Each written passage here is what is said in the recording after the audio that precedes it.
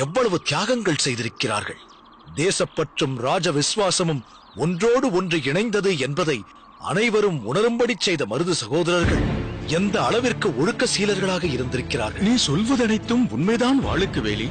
அந்த தியாகத்தையும் ஒழுக்கத்தையும் மட்டுமல்ல, அவர்களது வீரத்தையும் உணர்ந்து இருந்ததால் தான் வேலு நாச்சியார் தாமே முன்வந்து மருது சகோதரர்களிடம் நாட்டையே ஒப்படைத்துவிட்டு அரசியல் துறவு பூண்டார். இத்தகைய மகத்தான மாமனிதர்கள் வாழும் நாட்டை பரங்கியர்கள் பிடித்துவிட முடியும் என்று நினைக்கிறார்களே, அது எப்படி முடியும்?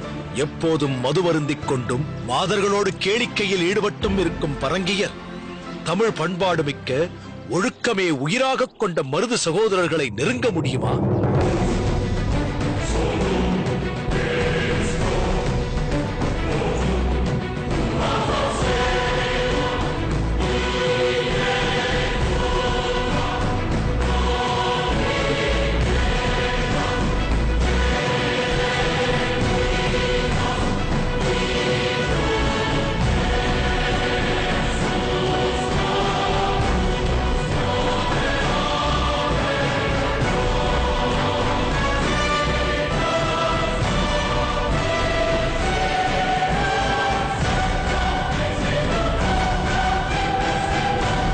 மானம் காத்த மருது பாண்டியர்களுக்கு என் பணிவான வணக்கம்.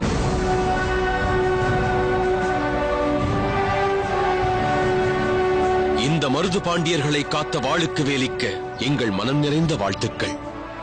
அமருங்கள்.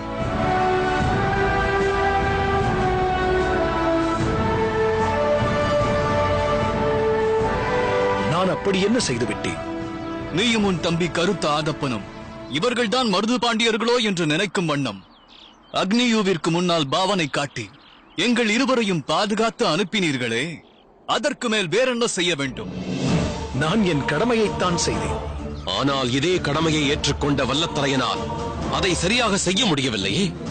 உறங்கா புலி என்ற நரி ஒன்று அருகிலேயே இருந்து கொண்டு இரு சிங்கங்களை வலையில் சிக்க வைக்க தந்திர